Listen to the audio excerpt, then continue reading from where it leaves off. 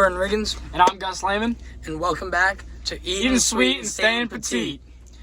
Our returning guest speaker, Bronson Hanson. What's up, guys? Ready to get started again. All right. Today we're going to be focusing on Good versus bad proteins and other things you should avoid if you're trying to make a healthy meal, especially for like a post-workout or like a salad. Things you should avoid putting in there. Now, the first topic we're going to be covering is good versus bad proteins. What is good versus bad proteins? What do I mean by that? What I mean by that is, take red meat and white meat, for example. White meat is a much leaner meat, and then red meat is a much fattier meat. He's not saying that you shouldn't eat red meat and completely cut it out of your diet. White meat is just a lot leaner, and you can purchase leaner beef and leaner steak if you just read the packaging. Like, usually you can get an 80-20 versus 70-30.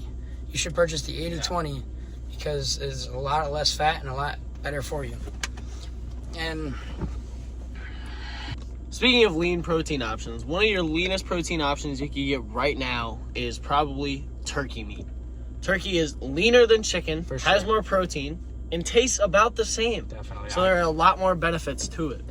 I can definitely eat a lot of turkey myself. It's pretty good stuff. Definitely. I can't really taste the difference either. Yep.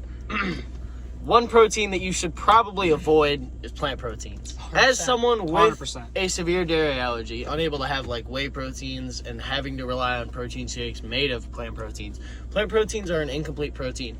They do not help you build muscle. To summarize, plant proteins are incomplete proteins, and you should probably avoid them if you are trying to build muscle after a workout. For sure. All right, now let's talk about my personal go-to after hitting a good workout. I like to have a good protein shake. And as we get into it, we might as well announce today's sponsor as well. Rise Protein. They make a lot of supplements, and I personally use a lot of their supplements. Today I'm going to be having their Jet Puffed Loaded Protein. It's 130 calories, 3 carbohydrates, 2.5 grams of fat, and 25 grams of protein. Good stuff here. Now, this isn't just some sponsor we're doing for the money. We all three of us use Rise Protein religiously when we're going to the gym, especially in our post-workout milkshakes and stuff that we make. I've used Rise for years, and I enjoyed it the whole way. And branching off of the protein shakes, if you are looking to gain mass and also stay healthy, I like to add bananas, peanut butter, and honey to my protein shakes. All great. And maybe some yogurt. Protein yogurt is is the most ideal, so you can have a nice little milkshake, if you will, but still be very healthy at the same time and have great macros. All right, let's shake this up real quick as Bronson talks. Greek yogurt is actually a fantastic option for protein. It is extremely low in calories, and it has a lot of healthy fats, not typical unhealthy fats that you'd find in like fast food or in red meat. Good point. Now, if you're trying to do stuff like cut, you're not trying to gain the weight, you can definitely eat stuff like salads. I mean, salads are amazing, but there are definitely some things you should avoid on top of your salads. Yep. And as far as protein shakes go, as the new generations come on, protein is evolving, and things called clear protein are coming into existence, and they have a lot less calories and still the same protein output to keep you more lean and keep your weight low. Rise actually just came out with a new line of clear protein with fruity flavors.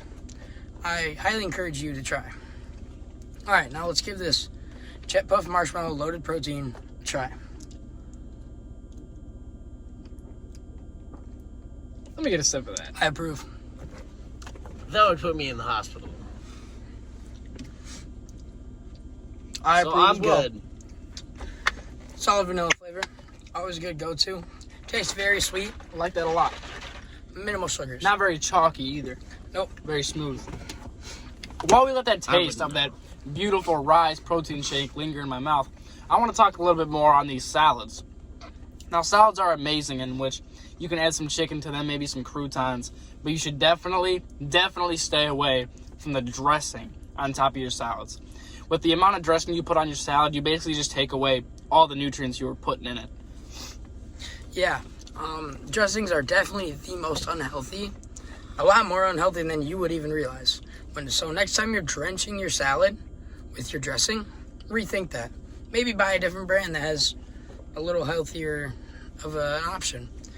But yeah, dressings. And that's going to have to wrap up today's podcast. Thank you again to our sponsor, Rise Supplements, and thank you to our guest speaker, Bronson Hanson, for coming along on the show again.